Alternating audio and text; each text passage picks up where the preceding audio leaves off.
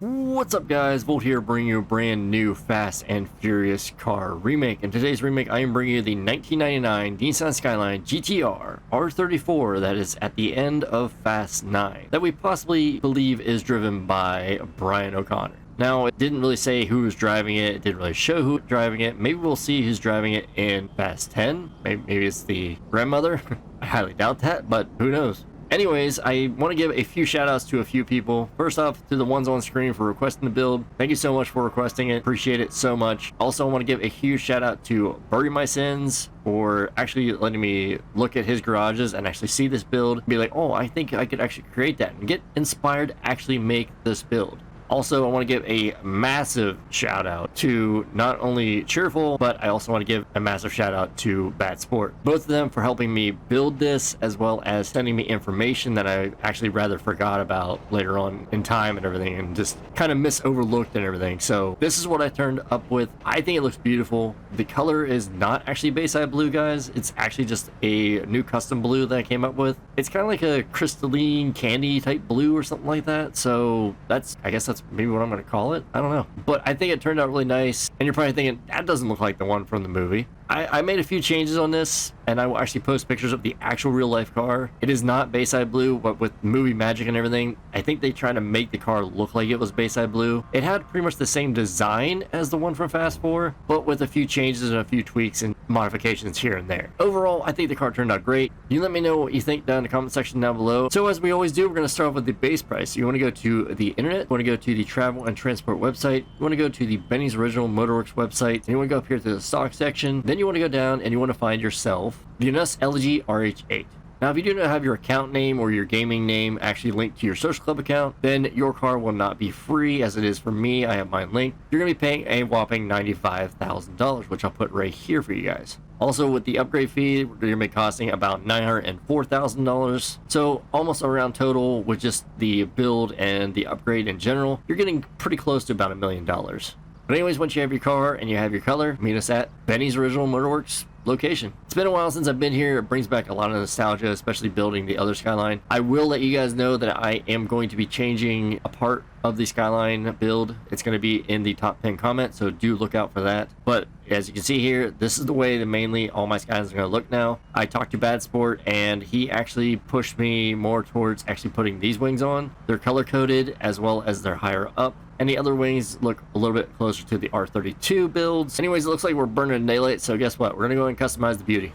So as you pull in, the Elegy Retro Custom is in the sports category. Should be self-explanatory. It is based around mainly a R32, R33, and R34 mixture of all three into one. As I go over all my builds, I go over the overall look, the visual appearance, and the basic design, the car and how it's portrayed in the movie, game, or anywhere else in general itself. Anything I don't go over is completely up to you. I just put a few staples in on my build. If you want to recreate my build or take some things away from my build, you're more than welcome to. But without further ado, let's get into the build. So to start things off, you want to go to bumpers, you want to go to the front bumper section, and you want to put on the carbon front splitter. Now this car, unlike the other build, actually has a carbon front splitter on it. And it actually is pretty reminiscent of the one that's actually in game. It has the holes on the bottom. The bottom part is all carbon, as well as you have the vents on the top, on the opposite sides of the intercooler there. And it looks really close to the actual one from the movie. So the carbon front splitter is the best option in my personal opinion. From there, move on to the rear bumpers. I went with the carbon rear diffuser. Main reason for this is it did have a rear diffuser on it, and I mean, it kind of just matches the front, you know, carbon on both ends. It didn't have a carbon on the script, which is weird, but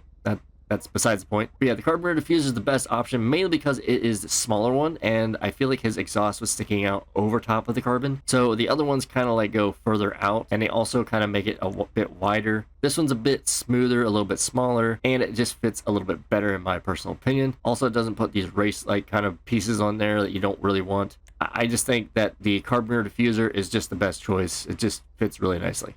From there, move on to the bumper accessories. You want to go to bumper meshes, and you want to remove the bumper mesh. This is going to expose that nice, beautiful intercooler in there that we can customize a little bit later. And that's definitely what you want to do, because you do want to have still the grille and the badge up on top. From there, move on to the intercoolers. I went with none. Now, you're probably thinking, why didn't you go with something else? Well, the monster one is, it just in my opinion, doesn't look like it's connected. I feel like the normal one's a bit more connected. You can kind of see how it's connected in there, and it just is a bit more flush. The monster one you could go for if you really wanted to, but in my opinion, it doesn't look like it is connected at all. It just looks like it's sitting in there. It might be connected on the bottom, but it's really hard to tell. I like the one that's kind of connected in the middle. Also, if you're probably wondering, why don't you go with the intercooler with the water sprayer? This is Too Fast, Too Furious, and the logo intercooler is for Fast and Furious, which is the 4th movie.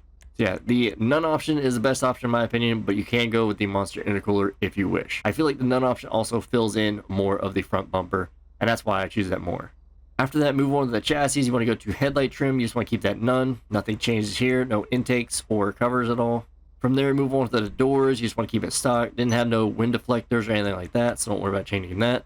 From there, move on to the fenders. You just want to keep them stock. I just think they fit really nicely with the stock fenders. From there, move on to the engine. Now, this is what I take is what is underneath the hood. I just kind of went with a kind of RB26 look underneath, as well as a bit more carbon, I guess, but that's pretty much what I did. So for the engine block, I went with none to get that kind of red RB26 look to it. After that, move on to the cam cover. I again kept it stock, so, you know, just kind of get that RB26 look to it. Then after that, move on to the strut brace, and I just went with a carbon strut brace. I feel like it just kind of fits the build. It does have a decent bit of carbon on the front splitter and the back splitter and all that, so I just feel like the carbon strut brace is a really good option. If you really wanted to, you could keep it none or make it chrome or whatever, so your choice on there.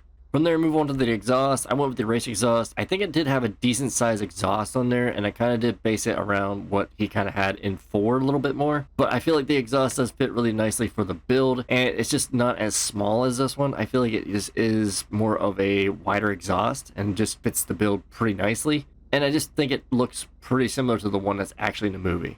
From there, move on to the grille. I kept the grille stock just because if you kind of remove it or change it to like a black or something around that line, then it just kind of makes it look a little bit closer to an S15. I would want it to look a little bit closer to an R34, so I'm going to keep the grille stock.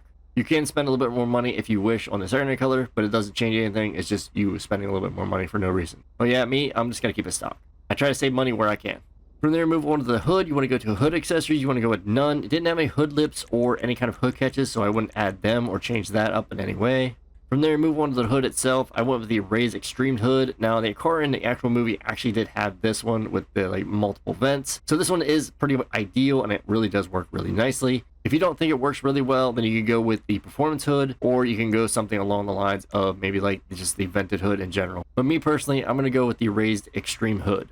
So I'll be posting pictures not only from the movie, but from the actual real life car, compliments of Craig Lieberman's video that he talks about the Fast 9 cars and what to expect and all that. So thank you to him. I'll put his video down in the description below. If you guys have not checked out his video or any of his channel videos, I would definitely go check him out. He's a great guy. He has made a bunch of great builds in his lifetime, and I'm not talking about on GTA Online, I'm talking about real life. Like he's the one that started whole builds with like the Fast and Furious and all that stuff. So like in the Fast and Furious, the Supra was his, the Maxima was his, and in Too Fast, Too Furious, the Skyline was his. I mean, he owned a lot of cars, and he did great job on the movies. Kind of sad to see him not in the newer movies, like building them and all. But yeah, big shout out to him again. Thank you very much, Craig. Hopefully I don't get copyrighted for this, but I mean, if I do, then I do. So anyways, to move on, we're going to go to trim. We're going to go to trim design. You want to make sure it has no sun strip, so don't worry about adding that. From there, move on to the trim color. I went with a graphite. I feel like the interior is like a dark, probably like either black or graphite, so you can go with either one of these two. It is pretty much comes stock with graphite, so I would just personally keep it graphite. But if you want to spend a little more money and change it up a little bit, you can change it to black if you wish. It honestly doesn't change it all that much.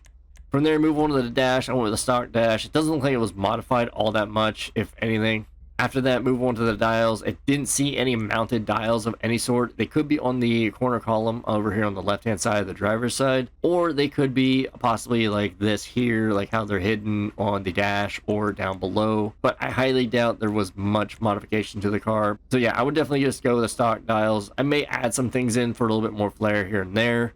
Always check the top pin comment of the video just to make sure if there is any changes or alters to the build that you make sure you keep on top of it to keep your build looking fresh. From there, move on to the doors. You just want to keep them stock. Again, probably don't see it stripped out or anything like that, so I would just keep them stock.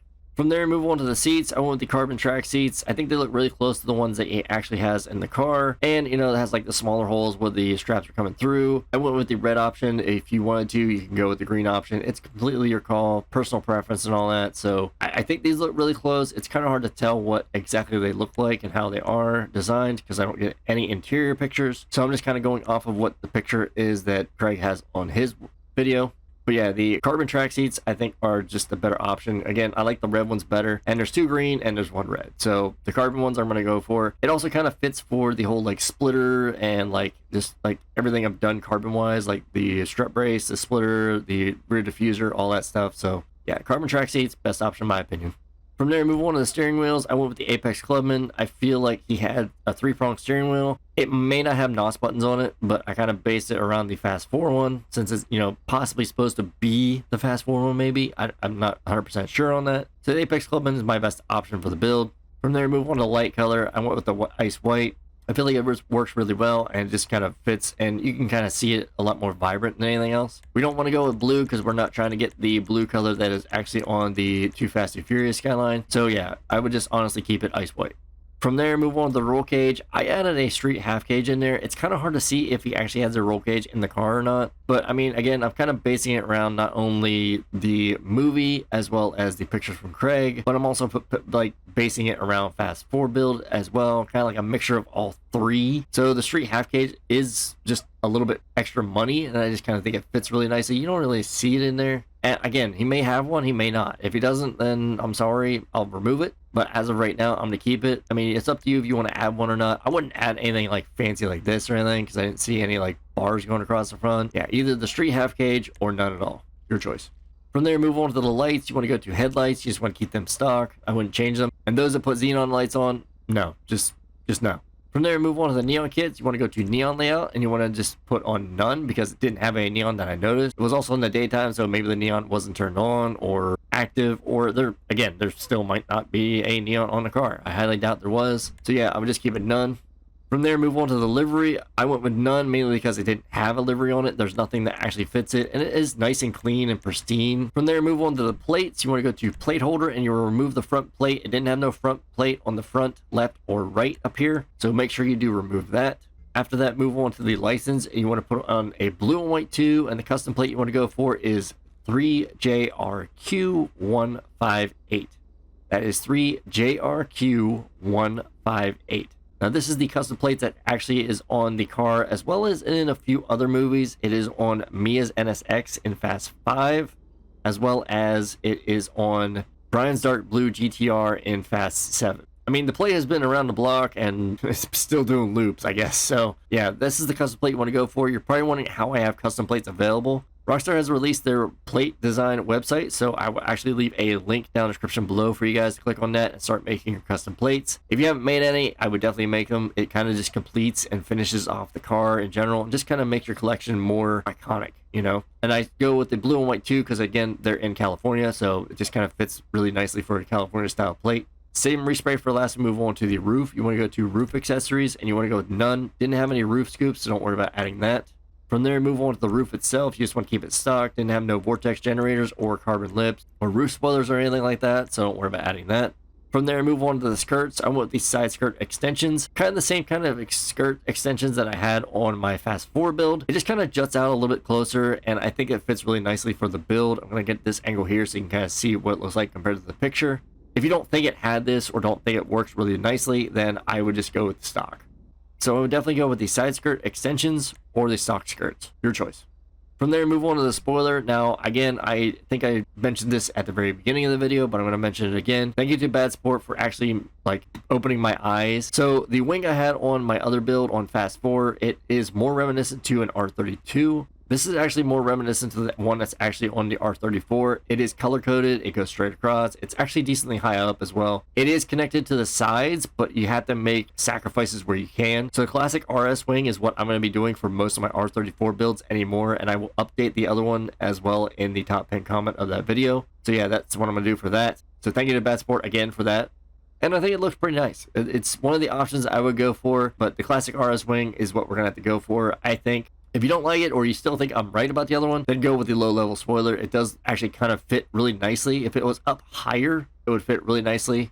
From there, move on to the suspension. I went with the stock suspension. I don't think lowering it would be doing anything. If you want to, you can lower it down to a lowered, but I mean, it doesn't look like it's lowered all that much. Plus, it has pretty decent fitment to the one that's actually in the movie and like the pictures and things. So I think stock is the best option. From there, move on to the turbo. You want to add that turbo on there. You do hit that turbo blow off, and I will actually add that little bit of clip in there, kind of minus the music if I can.